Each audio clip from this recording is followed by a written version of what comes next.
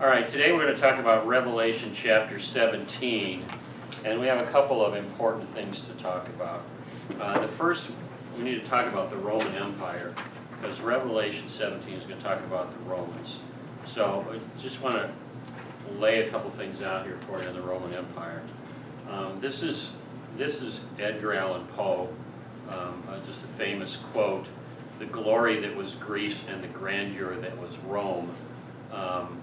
If you go to Greece or if you go to Italy, you'll see that there's apparently a difference. Greece is just a grand and glorious place. Rome is, there's a difference between glory and grandeur.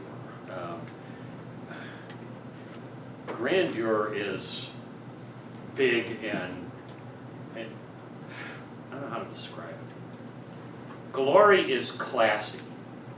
Grandeur is Hugh Hefner. Okay, I mean it's like wealth, but it's big and nasty stuff. Okay, and the way people think of it a lot of times is that the Romans, the Greeks were creative and the Romans were imitative. Okay, so the Greeks did a lot of wonderful art and stuff like that, and the Romans just looked at it and said, "Oh, we can make it bigger." So it's like they're like the Walmart of empires. Okay, so the bigger and the better it was, the Romans did it. But they didn't actually come up with anything new. Okay, the Greeks all came up with the new stuff. But here's, theoretically, if this will work. Of course, it's not going to work, is it? Of course not. Now that I slammed the Romans.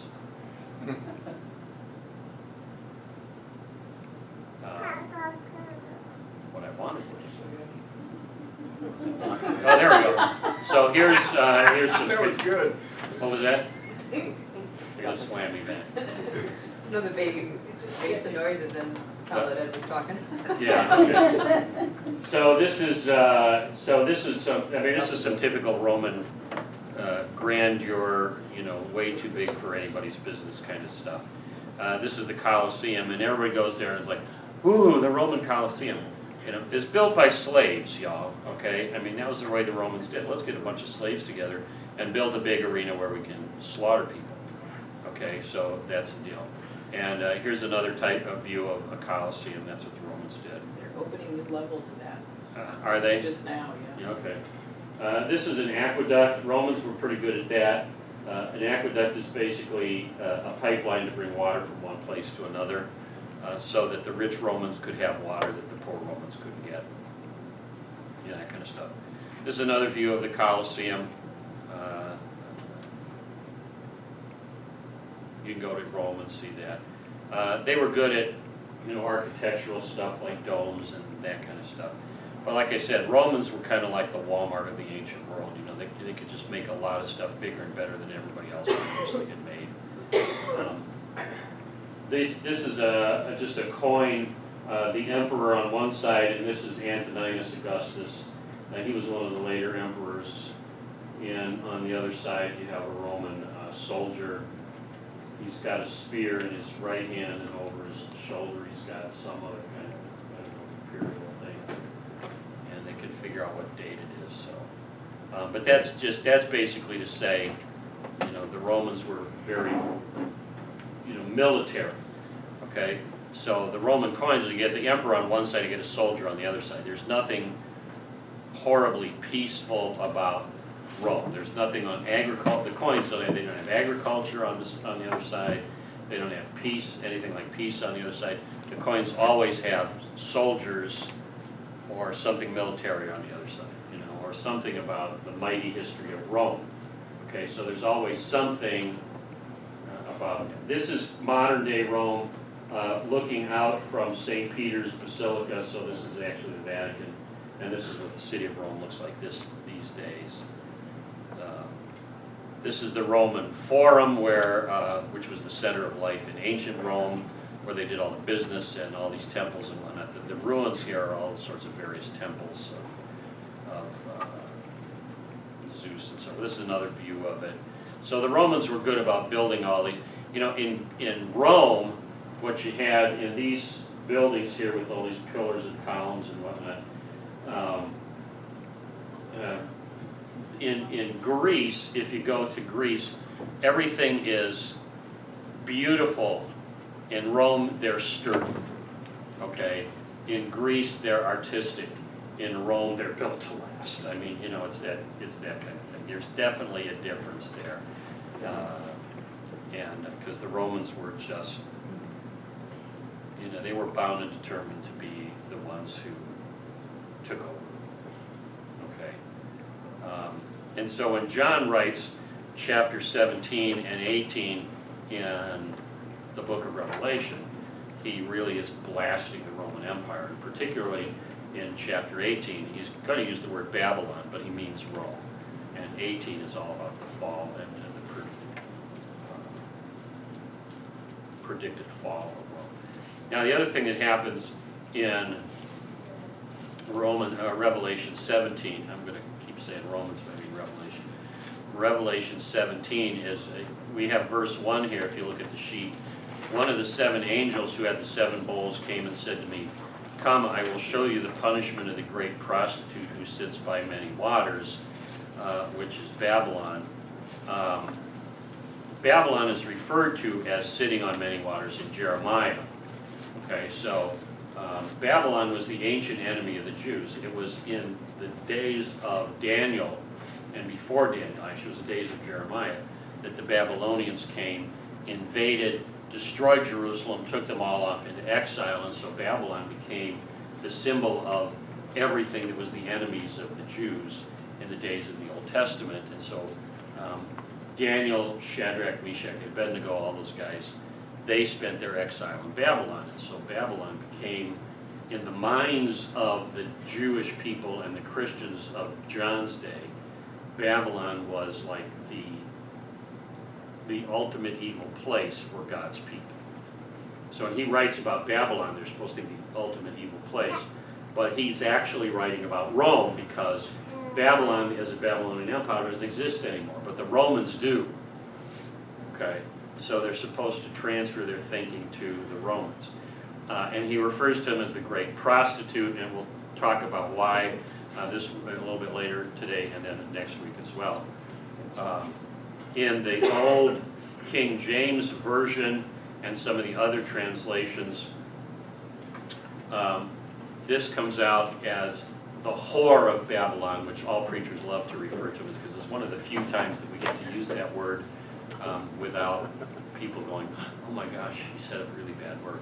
They'll still say, "Oh my gosh, he said a really bad word," but preachers somehow are allowed to say, "the whore of Babylon," and still preach on that. So if I say that, it's because I'm having fun. I'm allowed to use that word.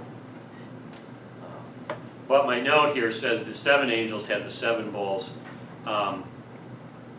As I said before, I think one of this is the 7 angels who had the churches, and I think this is again, where is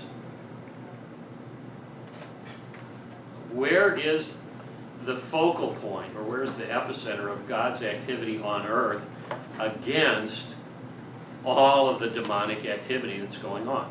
It has to start right here in the church. Okay? Because obviously, as I said this morning, it's not happening in the newspaper, it's not happening in Capitol Hill, it's not happening anywhere. It's got to start here. This is the place where the battle against Satan starts, here in this place. And it starts with our understanding of what Satan is up to here in this place. And that's why it's the angel who has the bowls, who is also the angel in charge of the churches, that says, this is what's going on. Okay? So don't look to the newspapers or politicians or philosophers to tell you what's going on in the world. You have to look to the local church and say, this is what's happening. All right. So somebody read verses 1 and 2, please.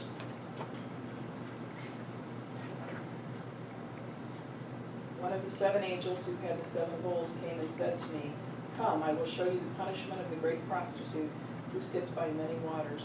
With her the kings of earth committed adultery, and the inhabitants of the earth were intoxicated with the wine of her adulteries." Okay, thanks. And then, so we'll go into that, we'll get that a little bit more full.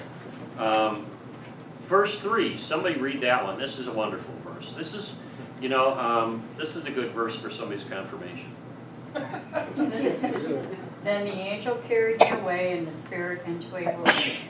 There I saw a woman sitting on a scarlet beast that was covered with blasphemous names and had 7 heads and 10 horns. All right, a round of applause for Joanne for actually saying blasphemous correctly on the first try. That's good. Not many people can actually do that. That's pretty good. Okay. So let's talk about the woman and the beast for a little bit here. There's a lot in this verse. The beast is the beast from the sea. This is the political and social beast that came up in Revelation 13. Remember, the dragon was cast, in Revelation 12, the dragon was cast out of heaven, and in Revelation 13, he's fuming, he's fussing, he's really upset, he doesn't get to go back into heaven. And so in Revelation 13, he says, what am I going to do? I need a gang. So he gets a gang. He raises up, he conjures up a beast from the sea and a beast from the land. And in Revelation 13, the beast from the sea is always a beast. Okay, he's always beastly, and he never changes. And he seems to be a sort of a political, social beast. Is every political and social structure of humanity that's ever arisen is personified in this beast. And my notes here says, he's always recognizable because he always uses domination and violence as his weapon against the saints. So you can always tell when he's active because he's using domination and violence against the saints. That's how you know. Never changes, no matter what political, social thing you're talking about, domination and violence. Then you have the woman. Now this woman is the other beast. She's the beast on the land, and he raised up a second beast. But she's taken different forms throughout Revelation. In chapter 12, remember, she came up as a beast from the land, and then there was a number associated with her, which was the number 666. Good, somebody was paying attention. And then in chapter 16, she was a false prophet, and now here she is a prostitute, okay? So she's taken several different forms, and I use the word religious or ideological beast in her, in this one, because I don't want to get stuck with just the term religion, because I don't want you to think she's false religions, okay? Because she's not only like Hinduism or other false religions, but ideologies also, because this could include communism, radical fundamentalism, neo-Nazism, socialism, all those kinds of things included in her. In fact, last year, I really liked this comment, just in these terms. Last year, Robert Cardinal Sarah, who's one of the cardinals, Catholic cardinals from Africa, an African cardinal, was saying that the Catholic Church in Africa is being beset by 2 apocalyptic beasts. And he made this famous speech. Is being beset currently by 2 apocalyptic beasts.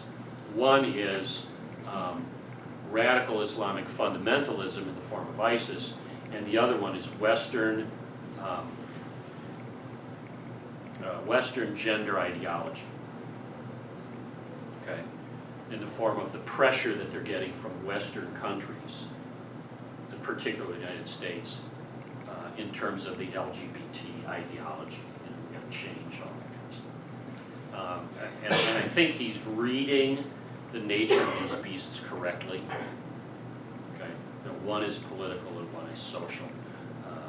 But the whole idea of this woman beast is that she changes shape throughout Revelation because she's deceptive. The political beast always uses domination and violence against God's people. The religious beast always uses deception against God's people. Okay, so you never quite know what's happening. Pam. ISIS is political, Mm-hmm. not religious.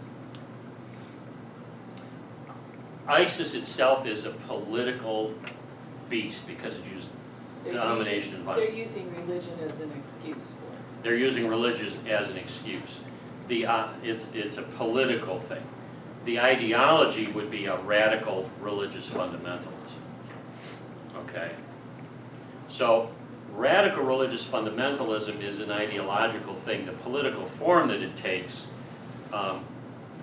sometimes looks like ISIS, sometimes it looks like Zionism, sometimes it looks like David Koresh's group, okay? Sometimes it looks like Ku Klux Klan, okay? But the whole point of it is radical religious fundamentalism.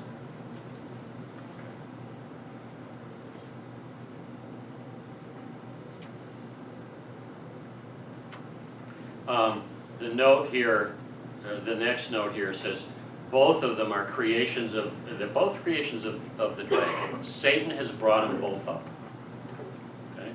He conjures them up. He's kind of like, think of Satan in this think of Satan as Voldemort in the Harry Potter movies, okay? He's the most evil guy you can think of. And he conjures these guys up to be his allies, but they're constantly at each other's throats. Okay, so they're the dragon's allies, but here we have the woman sitting on the beast. Okay, so she's trying to control the beast, but in the end he's going to turn on her and rip her to shreds. Okay, so they're not really, you know, Cohorts. yeah, they're not really cohorts. He's going to rip her to shreds. And the 7 heads of the beast, now throughout the ages, there's 7 heads and 10 horns, and throughout the ages people are like, okay, these are these emperors, and this one, you know, and they try to list the emperors that this could be, and the 10 horns could be. So maybe in John's day they would have thought, okay, 7 heads represent 7 emperors, and that's all human intellect and ambition, and 10 horns represent power, and covered with blasphemous names, and those are, you know, the emperors saying, well, I'm God, and I'm divine, and you ought to worship me, and wherever they went, there were shrines and temples and all this other stuff of all these gods. And that's possibly true in John's day, but how do we interpret it throughout history? You know, I don't know. I don't know. Some of the idea might be that, you know, were there emperors, and then there were people who weren't part of the Roman Empire, who were 10 kings, and, you know, they were going to assault the empire. So, you know, it can be very complex, but I don't know that it has to be very complex in our day. I think it can simply be that we say the beast is every social and political structure that humans have ever tried to invent, except the one that God gave us when He brought Eve to Adam. Okay? And the woman is every ideology and religious thing, belief system, with the exception of the one that God gives us through the Holy Spirit. They're all somehow, Satan is involved in the creation of all. I think it's the best way. But we'll get more into it in a little bit. Let us turn the page and go to, somebody read verse 4. The woman was dressed in a purple and scarlet, and was glittering with gold, precious stones, and pearls. She held a golden cup in her hand, filled with abominable things and the filth of her adulteries. Okay, great, thanks. Her clothing and accessories are the mark of great wealth and luxury goods, as you would see in the Roman Empire, but they're bought with and contain nothing but filth and adulteries. All right. So this, you know, if you go to, I tell you what, if you Google search images of Revelation 17, these are pretty garish images. I got to tell you this. If you're going to Google search Revelation 17 images, make sure your safety things are on. Okay, because if your safety thing is not on and you Google search Revelation 17 images, you're going to be shocked. Okay, and you're going to go, oh my goodness, what people have imagined this will look like. Okay, but when the safety thing is on, you're still gonna be shocked, because they're pretty nasty looking stuff that people, oh, this is what Revelation 17 is all about. Because they really, you know, people are like, ooh, let's use our imagination. What would the whore of Babylon look like? Oh. Okay. So the name written on her forehead was Mystery, Babylon, the great mother of prostitutes and the abomination. Okay, so this is mother of all prostitutes. We talked a little bit about Babylon. As I said, everything in this description is intended to remind the people about Rome. He uses the word mystery there because the whole idea is you don't get to know what this is all about unless we tell you what it's all about, but we're going to tell you what it's all about. Okay. Verse 6. Somebody read that, please. I saw that the woman was drunk with the blood of God's holy people, the blood of those who bore testimony to Jesus. Yeah, okay. So, you know, we know that the Roman rule, the Roman Empire was not only violent, I mean, it was a particularly violent thing. I mean, the Romans not only didn't exactly invent crucifixion, but like everything else, they looked at it and said, oh, we can make this even better. They perfected it. Yeah, they perfected it. They made it bigger and better than ever. And so the woman is intoxicated by violence against the church. And so now in the next several verses, the angel is going to explain everything. I'll explain the mystery of the woman and the beast, the 7 heads, the 10 horns, and whatnot. So let's read verse 8. I left some of this out in the reading in the worship service. Let somebody read verse 8. This is another good one for confirmation. Maybe. The beast which you saw once was, now is not, and yet will come up out of the abyss and go to its destruction. The inhabitants of the earth whose names have not been written in the book of life from the creation of the world will be astonished when they see the beast, because it once was, now is not, and yet will come. Okay, thanks. So first of all, here's one thing that we want to try to keep in mind. Remember we said, we've been saying for weeks that John calls God the Father in the book. He calls him who is, who was, and is to come. Right? That's the way he refers to God the Father. He who was, and is to come. Now he's got the beast. He says the beast is once was, now is not, and yet will come up out of the abyss. So he's doing this deliberately to contrast him with God the Father. He's saying this beast is not God. He's not even the opposite of God. He kind of, you know, people sometimes do that. And they'll say, well, God and the devil are opposites. No, they're not. Okay, they're not the opposite. He tries to pass himself off as the opposite of God, but he's not really. He's different from God. But we can always recognize him because he always relies on violence and domination. And then verse 9, somebody can read those, please.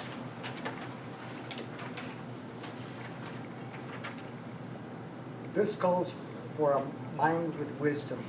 7 heads are 7 hills, which are on which the woman sits. Okay, you could pause there. I want to be real clear about this. This is about the city of Rome. Okay, it's not about the suburb of Cleveland next to Parma Heights. 7 hills. Okay. Yeah. The city of Rome was built on 7 hills, the Capitoline, the Jupiter, and all those others. So this is about Rome.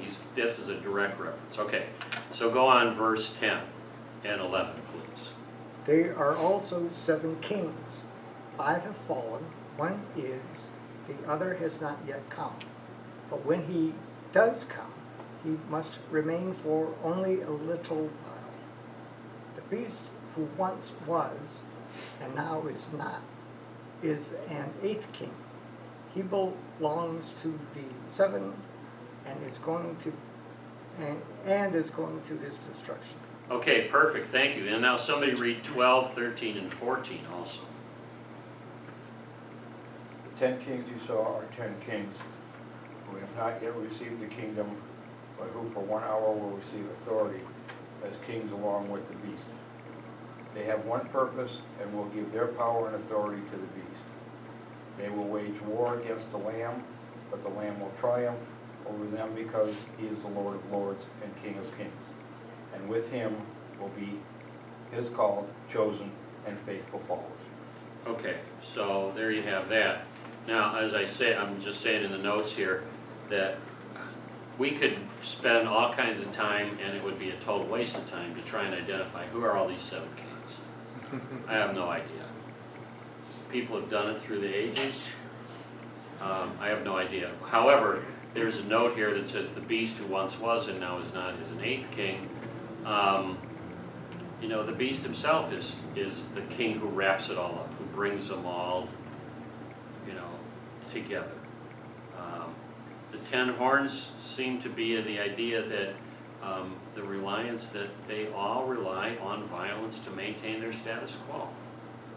You know, eventually they all call up the army.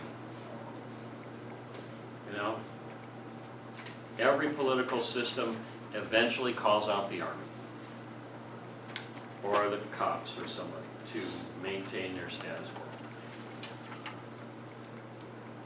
They all do it.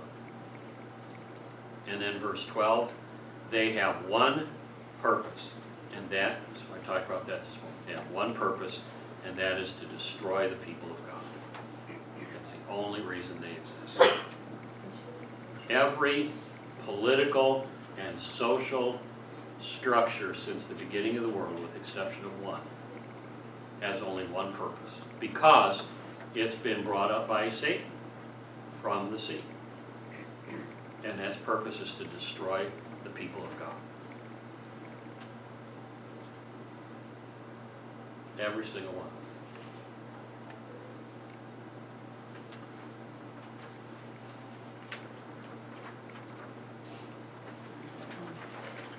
Would I be correct in interpreting this then, that without Christ, we're totally self-destructive?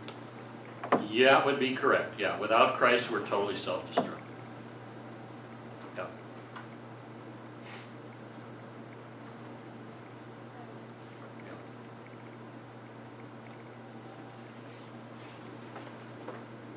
Yeah. All right.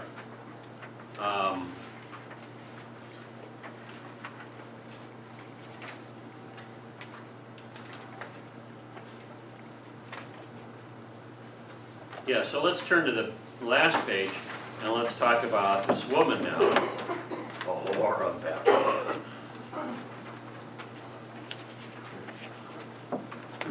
And somebody read those verses on the last page.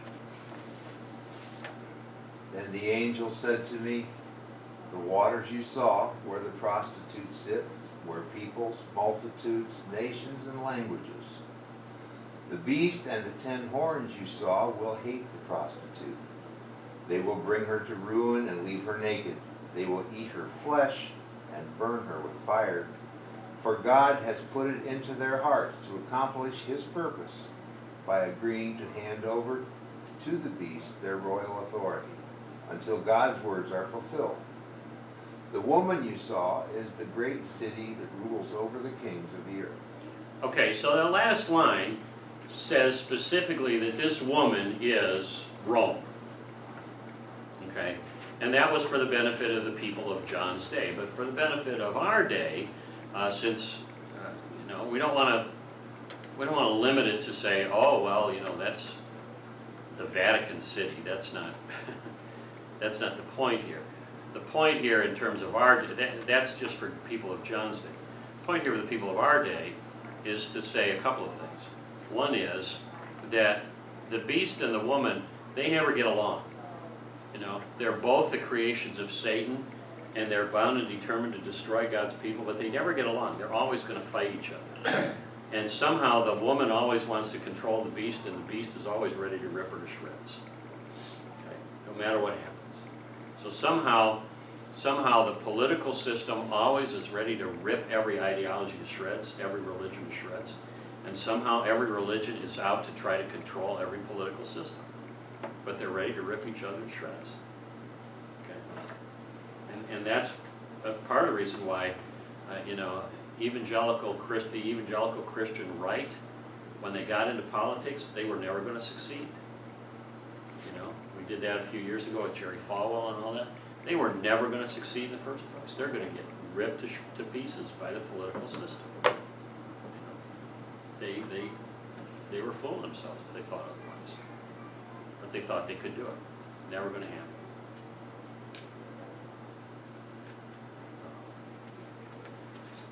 And part of this is because even though Satan brought these guys up together to try to destroy the people of God, God has somehow put it into the hearts of both of these to rip each other to shreds ultimately in the end so that God could bring about his purposes. Okay. So that ultimately they're going to tear each other apart, and that's God's doing. So somehow God is working his way around. He's doing the end around Satan.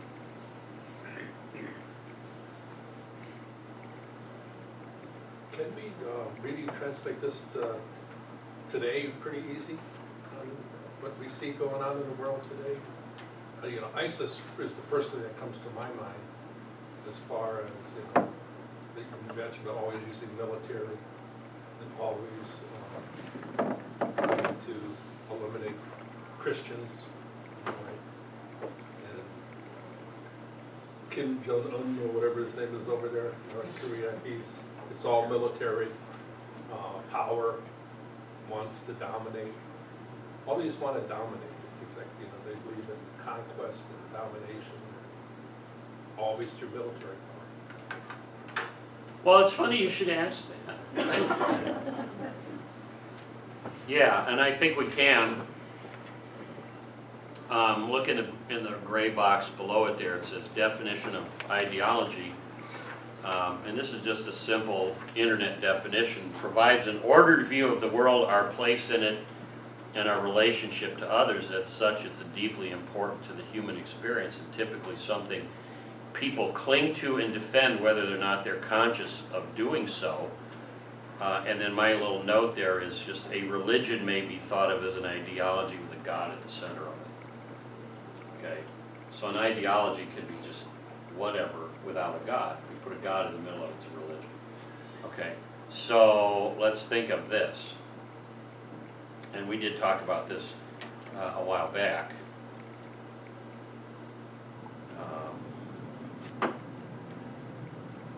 Here's some examples of the two beasts.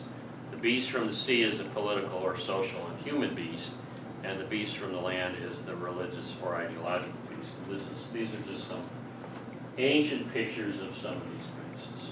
Okay, so the beast from the sea is the political beast, and a few years back I ran into a book that really was clarified. It's called Domination Systems. And this is always the same beast throughout Revelation, but you could call them a domination system if you want. Here's a nice tapestry of this beast, suitable for hanging in your castle. Or just suitable for hanging. Or suitable for framing.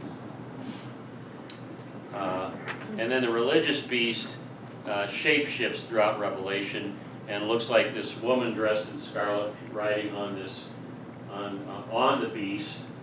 In this particular one, she happens to be wearing a crown that looks a heck of a lot like the Pope's crown from the Middle Ages. There's a reason for that. This is a political cartoon from the Middle Ages.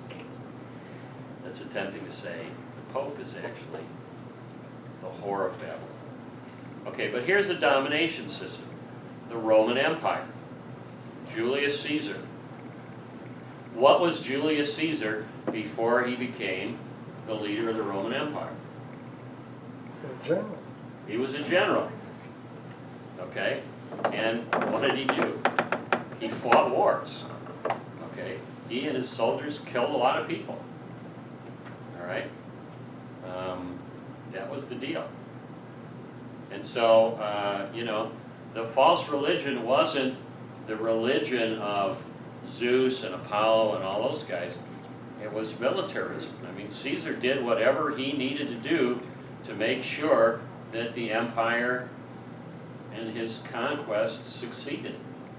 I mean, Might Caesar makes- was legendary for doing that kind of stuff. Might makes right. Might makes right. He was legendary for doing that kind of stuff. Okay, those people, you know, his soldiers were very superstitious, and they would have to have, you know, before they went into battle, they would have to have sacrifices. And Caesar was famous for gaming the sacrifices before they went into battle to make sure that he got the right ones. You know? So that it would say, this is the day I want to go into battle, let's get the right sacrifice to make sure I go into battle on the right day. He was famous for that. Okay? So this is, you know, whatever form militarism takes, whatever shape it takes, okay? It doesn't have to just be ancient Rome. You know where this is. Do you recognize this picture, by the way? China. China, Tiananmen Square. Okay. So here's another one. Pontius Pilate, another good representative of the Roman system. Okay? Another might makes right. And this is why, I'll say, you know, this is why Jesus says, my kingdom is not of this world. Because all these things that we'll look at, Jesus doesn't operate like any of these. Okay? Priests and the Pharisees, though, you know, what did they do? Anything that we can find in Scripture to help us get rid of Jesus, right? Anything we can find to help us get rid of him, we're going to use it.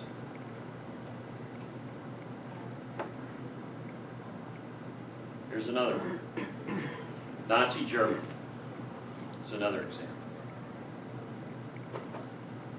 And also their friend, fascist Italy. That's Mussolini. Okay? But the religion or the ideology is fascism.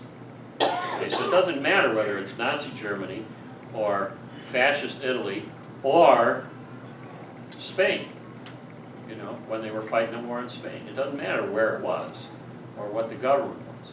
The whole ideology is the same.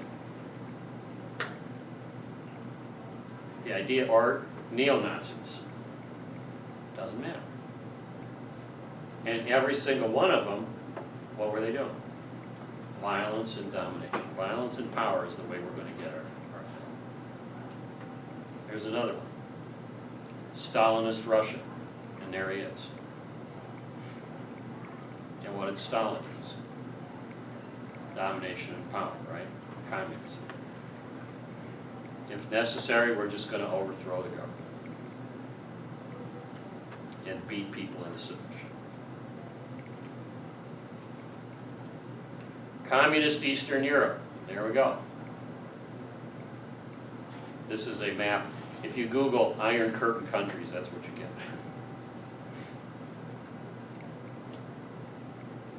Now, this one is a difficult one to have up here. This is called Orthodox churches under communism. There was a lot of fighting amongst the Orthodox churches, the Eastern Orthodox Christian churches, in the United States during the Cold War.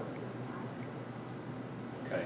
Because there were immigrants that came from the Eastern European countries during the Cold War period to the United States. And a lot of those immigrant churches said, we broke from those guys over there. We don't want to be under the thumb of the communists. And then there were a lot of them that said, but we need to remain faithful to the church. And so there were oftentimes, there were like 2 Orthodox dioceses in America of like Russian churches. Okay? There were 2 Russian Orthodox dioceses in America. One that was, under the authority of the Russian Archbishop in Moscow, and one that wasn't. And they fought over this because they said the Archbishop in Moscow is a communist puppet, and we're not going to be under him. And the other said, but he has apostolic authority, so we have to be under him. And they fought over it. And sometimes they came to blows. And if you lived in Cleveland or Parma in the 60s and 70s, you know this is true, because that's the history of St. Sava Serbian Orthodox Church up there on Ridgewood Road. In part, you might have heard of that. There's one in Brooklyn too. Yeah. The Serbians were, I mean, they were notorious in the Cleveland area for that in the 60s and 70s. Because the Serbian Orthodox people came over here and they said, there's no way we're going to be subject to that Orthodox Archbishop in Serbia, because he's a communist puppet. And others said, but he's got the apostolic authority. Concert Church Fund. Here's another one. Did it get physical? He wasn't sure. I don't know if it got physical, but they were constantly suing each other. How much different is that than us separating ourselves from the ELCA? Well, They have a different belief. I don't know that it got physical, Is it but oversimplification? it's kind of an oversimplification. Yeah, and that's kind of an oversimplification, because that one was, you know, we But tried. they left us, we're still here. No, what we try to do is we try to say it's a doctrinal thing, and what they Yes. try to do is they said it was a political thing. Okay. That's a fine edge, maybe. Maybe, I don't know. Yeah. So they believe the same doctrine, they just didn't want to be under the auspices. Right. Under the same authority, Right. earthly authority. Right. Okay, here's another domination system. Westward expansion of the United States. Oh, man, don't get me started. I know, we won't get you started. We are evil people. We are evil. Everybody's evil people. Everybody's evil people. Okay, you may continue. All right. The whole idea that, the idea here that white people moved across the United States and pretty much bulldozed the Native Americans out of the way in their path, okay? That's the United States westward expansion domination system. Violence and power all the way, okay? Here's the false religion. The idea that this is manifest destiny. Manifest destiny. Okay. Yep. That's what white people are supposed to do. 1846. And here is a typical picture of that. Okay, there is some goddess or other, that's the goddess of manifest destiny, who is overseeing, and look at how white she is. Okay, overseeing the westward expansion of American people. I'm sorry, she doesn't resemble President Polk at all of that. No, but that's the idea, okay? Yeah, in the middle of the 1800s, it's our manifest destiny to expand over this continent. And, we don't care what those noble savages are doing on the plains in their teepees with their buffaloes. We'll just run the trains right over. Manifest destiny. So there you have that. We do it too. Americans do it too. So here are some others. Domination systems. All these various hate groups try to do the same thing. Let's establish some kind of political system in which, through violence and power, we can rule over other groups. Okay? And the idea behind it, the ideology, the religion, maybe, is some kind of radical ideological fundamentalism. Okay? I've got three different kind of pictures in there, which are, I suppose, a little provocative. The one in the bottom, you know who that is? Louis Farrakhan. Louis Farrakhan, right? Nation of Islam. I did not know that. Okay. It's black nationalism, basically. Is what it is. The one in the middle is a picture of, I think it's probably the Mormon temple, but it's the LGBT flag in front of it. Okay? It's the rainbow flag. You know who that one up is at the top? It's Joan of Arc. Okay. Now, I put her there in deliberately because she was the first one that popped up when I put in radical ideological fundamentalism in research. She's the first one that popped up. Okay. And I think she popped up because the idea was that that in the Middle Ages, I mean, everybody called her a martyr, but in the Middle Ages, she showed up on the scene and led a great army in France under the idea that that was God's will, that God wanted him to do this. God wanted this revolt of the French people, and he wanted this army. And by golly, we're going to have this army, we're going to have this revolution, and Joan was going to do it. She was going to be their leader. And, you know, she had this vision, and people followed her. I mean, she was just as much a charismatic leader as, probably even more so, than Gandhi or Martin Luther King or Louis Farrakhan or some of these other guys, except she succeeded in raising an army and they went to war. Now, people can debate over whether, whether her cause was just or whether it was ideological or whatever it was, but or whether God was even involved. The French always thought God was involved. The English were the ones that burned her at the stake.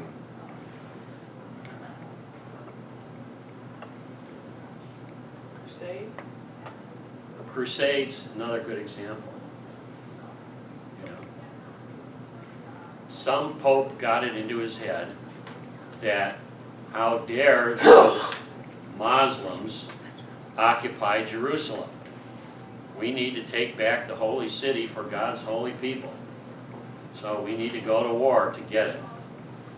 And for centuries, the Pope said, go to war to get the holy city back. And by the way, if you do, we'll take a lot of time off of purgatory if you do. So they did. Bonus. Bonus. Were those the first indulgences? I don't know about the first, but they were some of them.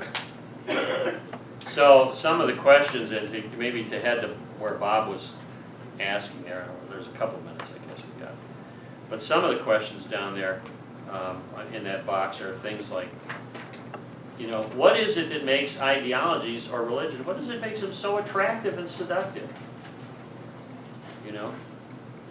Authority over somebody else. Power. Yeah, power, control, authority, Getting your way. get in your way. What makes us think that any ideology can tame or control a political system? Or in other words, what makes us think a whore can ride a beast for very long? I gotta watch my language. Joe Spachowski just walked in. What makes us think that we can control the political system for very long? Arrogant. Arrogance.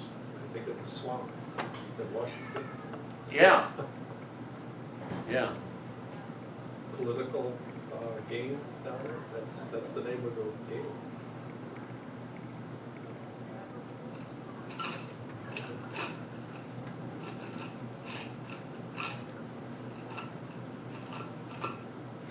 What are some good or God-pleasing ways for Christians to respond to this concept? This whole thing. What are some God-pleasing ways for Christians to Let respond? me give you a list of 10. They start with thou shalt? Yes, sir. Okay, those, okay. And Could the start ones with I those. remember follow with what does this mean? Yeah, Yeah. could start with some of those.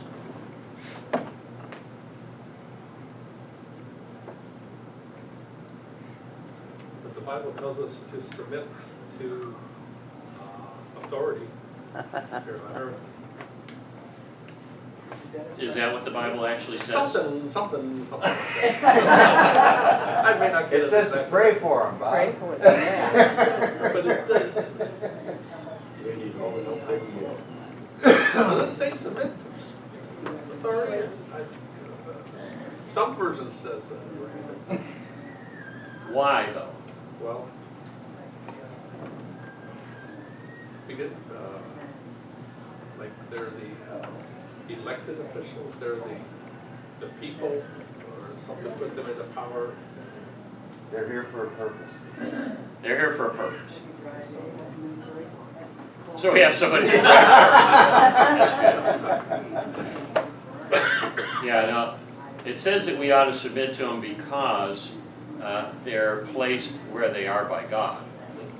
Now, so is there a little bit of a conflict in there between saying Yeah. every political system is the creation of Satan and every political authority is placed there by God? Yeah. Is there a conflict there? You can't use every. Why not? Seems contradictory. Why not? Because